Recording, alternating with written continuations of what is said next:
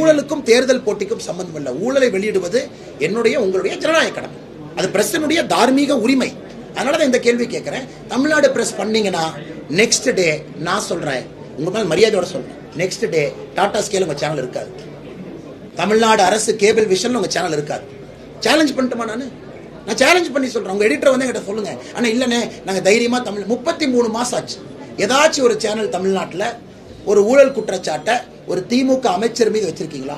இருக்காதுண்ணே. எனக்கு தெரியும் என்ன நடக்கும். உடனே டிஐபிஆர்லேருந்து ஃபோன் பண்ணுவாங்க, என்ன பாஸ் அவ்வளோ லொல்லாயிருச்சா உங்களுக்கு, முதல்வரை பற்றி போடுறீங்க.